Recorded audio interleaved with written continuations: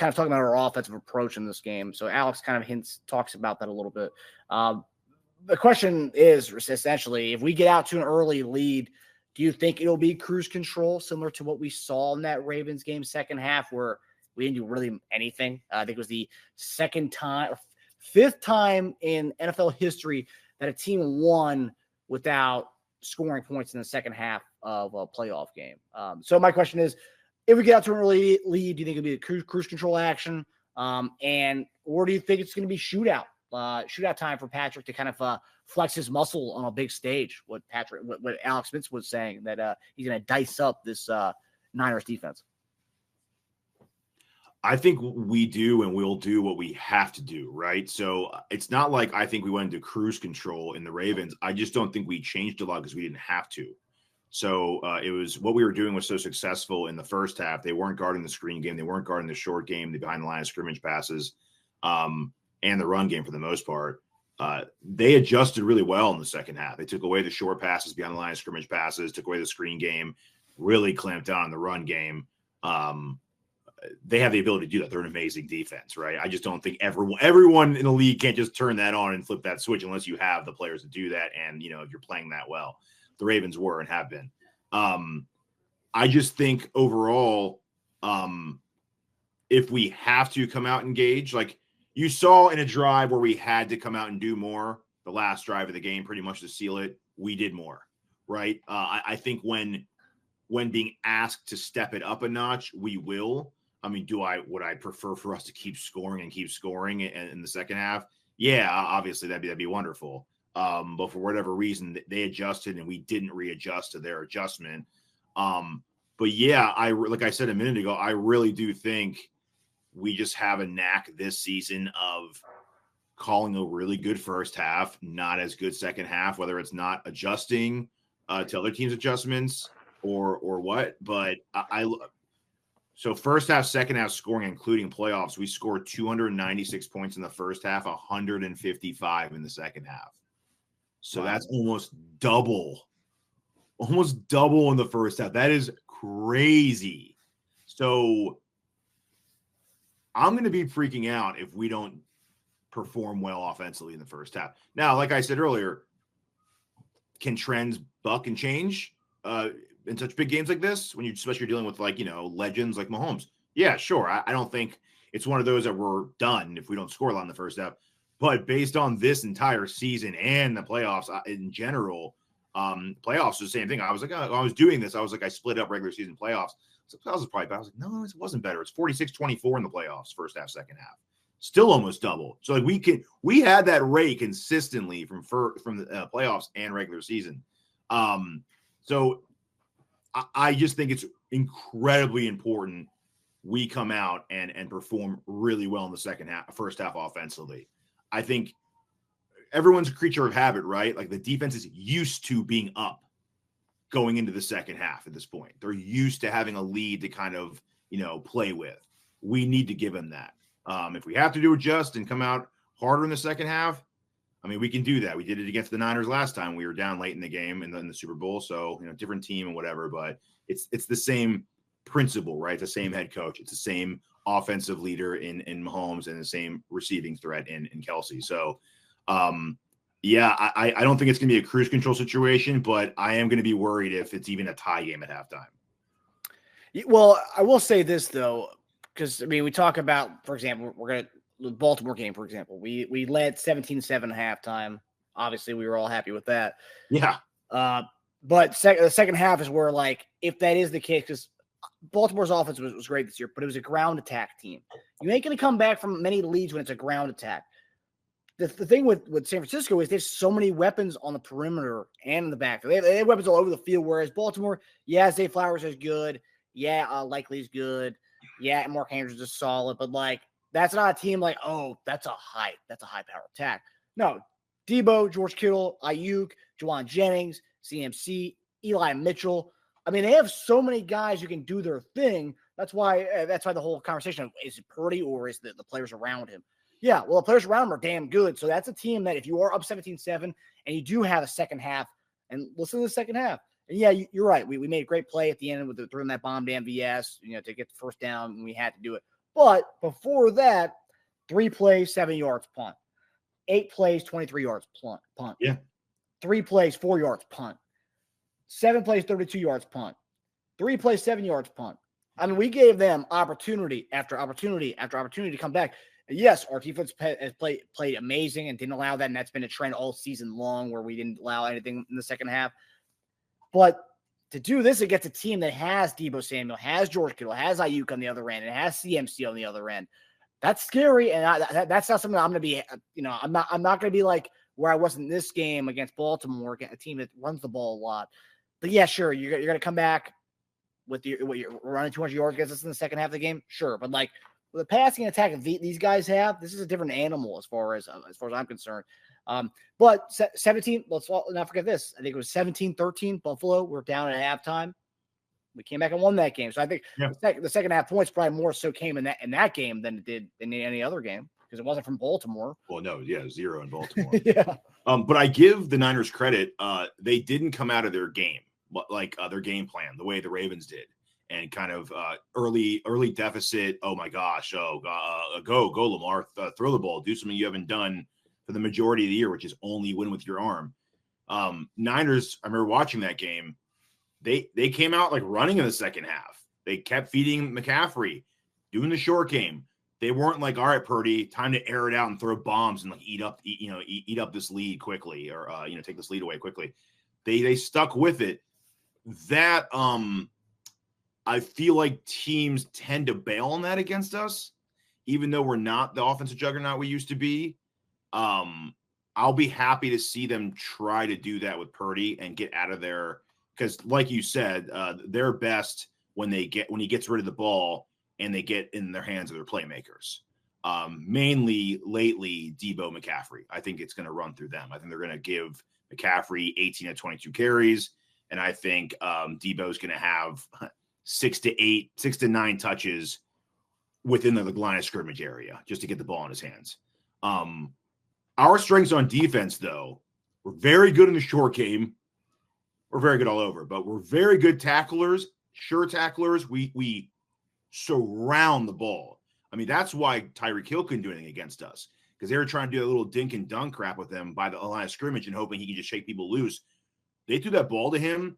We were on it so fast. We were all over it. We were all over the Ravens short game. We've been all over that. We've been very good at those little short dump-off passes that teams do. So their offense is playing right into our defensive strengths in my mind. If they switched it up, it's been completely different. I don't think they're going to do that, honestly. I really don't. Their strengths are their strengths. And I think if they just go completely different against us, it would look terrible. Now, if it starts failing, maybe they will, but we could have easily said that against Detroit. But I just think when you're down in the first half against Detroit, as opposed to being down in the first half against Kansas City, I just think it's a totally different outlook for a team. I don't think they're going to see that the same way. There's much more than the 2023-24 Chiefs when you look at the Chiefs. When a guy like Shanahan looks like being down to the Chiefs, he doesn't see being down to this team. He sees being down to the last 6 years. He sees being down to the last time he saw us. He sees so much more than what's in front of him. I just think it's interesting. I think it'll be fun to watch that go down. Yeah, and I'll say this too. The one thing about Andy Reid talking about the halves, his first half game plans of games are phenomenal, especially the playoffs. What we saw in that Baltimore game to come out right away. The whole thing was so scripted, so perfectly. I'm saying scripted, but the whole thing was so mapped out so perfectly. You come out, you defer the second half. You go out there. Our defense stops them 3 and out. We get the ball, and we have that amazing drive down the field, which is just there was none of that gimmicky crazy stuff. Guys doing motion and stuff, and having it Mahomes at the tailback. There was none of that. It was literally go downfield. Pacheco, Kelsey, Rice, repeat. Kelsey, Pacheco, Rice, repeat. All the way down the field, score a touchdown. Yeah. And that was so beautiful. And that was vintage Andy Reid. And it was are we gonna put up a lot of points against them? Because I think at the time, the over under of that game, the line went total points went up big time. We score. I think they come down and they score that bomb to Zay Flowers. Okay, we got a ball game in our hands. The line went up 55 points, over under. It's okay. And what happened? There was no score pretty much after that, 17-10. But I was looking at to go back to the Super Bowl from the last time we played them. We had a masterful first drive or second drive of the game. Everyone always talks about that one drive where where Mahomes, like that play that he took from like Syracuse, like from back in like 1962, the motion play where like Mahomes lined up in the backfield, they did like kind of little flip. First drive of that game, we forget, but that was a 3-and-out. We had the ball first, 3-and-out right away, and then San Francisco goes down. They kick a field goal, and then they're up 3-0. And then that's when we have the masterful Andy Reid Cook drive where he comes down, 15 plays, 75 yards, touchdown. And that was the one. People forget, but generally, his first half of games, Andy Reid's game plans are phenomenal. I'm curious to see what it looks like all throughout his career in Kansas City, at least during the Mahomes era. First to second half difference, just kind of what you laid out for the season for us. But I think in that game specifically, we had to come back in that game. We were down late in that game, and we came back and won it. So if it gets to a situation where we are stalling second half of games and we are up, let's say we're up 10-7 at halftime, and we're stalling, I'm going to be very scared. I'm going to be quite honest, because this is an offense. Yes, we played the best of receivers this year. We played Josh Allen. We played Lamar Jackson. We played some of the best. We played some of the best quarterbacks. And I'm not saying Purdy's not great.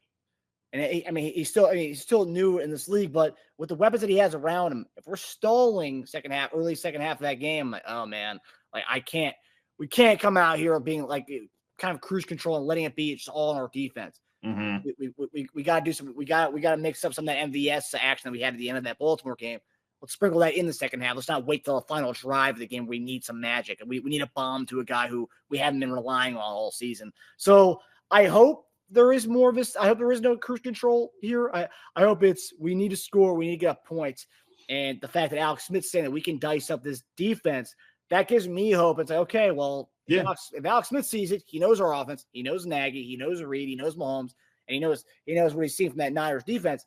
If he knows we can actually whip up some stuff against them, I hope Andy can do that. I hope we can game plan something good in the second half of this game. Yeah. And if you look at what Detroit did well, because they moved the ball pretty easily, besides the running game, you look at their targets, 13 for Laporta, 11 for Amon-Ra St. Brown, 24 total between those two players. Well, who does that sound like? That sounds like Kelce and Rice combining for 20 targets in the Ravens game? Yep. Or does that sound like Kelce and Rice combining for 22 targets in the Dolphin game? The Bills game was weird. We didn't have anyone with more than 6 targets in that game. So, Mahomes only threw the ball 23 times. That was just a weird game. Yep. But in general, for this season, we've been seeing 20-plus targets from those two guys, and everyone else gets like 3 to 4. We pick our spots. So that worked well for them. They couldn't stop and zero in on those two guys. It's going to be tough, man. Like I saw someone on TV say yesterday, Kelce's just route running is just so erratic. It's hard to game plan for someone that you don't know where he's going to go from left to right. It's not like he sits, he does this all the time. You don't know what he's going to do. And he's so great at adjusting at what he thinks you're going to do. So it's really hard to game plan against that. You have to just try something, see what he does to adjust to it, and really just adjust to that, which is why I think Kelce's stats start to kind of slow down in the second half of even the games he's killing. Because I think teams after a while are like, okay, we've seen him do this like 2 or 3 times this game. Let's try this on him now. And they start to work after a while. Yeah, it takes a whole game, which is why that first half lead is so important. Yeah, and we saw, and one thing we have seen, you talk about Kelce and Rice kind of, dominating the targets. One thing we've seen the commitment in this pretty much since that Raiders Christmas Day game, one thing we've committed to is Pacheco, giving him carries. And was it 2 straight games of 20-plus carries for Pacheco in the playoffs, which is 2 out of 3.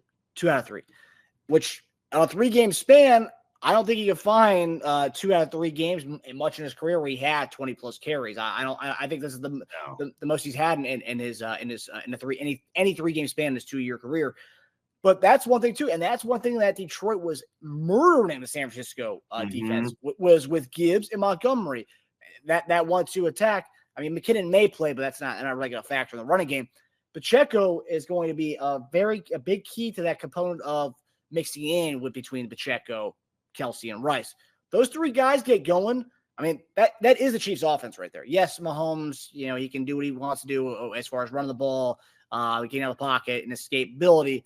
But the Chiefs' offense is going to come down to those three guys: Kelsey, Pacheco, Rice, and that's what Chiefs fans want to see. They want to see those three guys touch the ball every drive. It's got to be every play. It's either going to be one of those three guys doing something. Yeah, you may see an MVS catch here or there. You may see a Justin Watson 12-yard catch, a Noah Gray 8-yard catch. But, I mean, just generally, those are three guys that are going to have to step up. And Pacheco, if he's getting 20 carries against this defense, he can have 120-plus yards against this run defense. This run defense is atrocious. And that's one thing Detroit kind of got away from that in the second half. Once the Gibbs had that fumble in the second half of the game, it was like, oh, man, they kind of got starstruck, and that didn't really make much sense to me. But, yeah, they were moving at will. And, yeah, the combination of a healthy Rice and a healthy Kelsey, I'll take any day over a healthy LaForda and a healthy Amon-Ra St. Brown. So, are you kidding me? These 3 games, Pacheco from the playoffs, you couldn't pick out any 3 games all season that would match the total output. He has 63 carries. I think the most you'd have is 20 carries, 18 and 19. It's not even close. And that's just cherry picking the 3 best ones that we think are like the highest ones. Yeah. That's going to be huge. And when I look at Pacheco, because I used to get so hung up on Pacheco's yards per carry because they weren't always like mind blowing, and they weren't always. It's not really sexy. No, it's 24 over 68. It's not sexy. I don't care as much about the yards per carry as that I do about the consistent yards. As long as I said this a long time ago, one of our post games.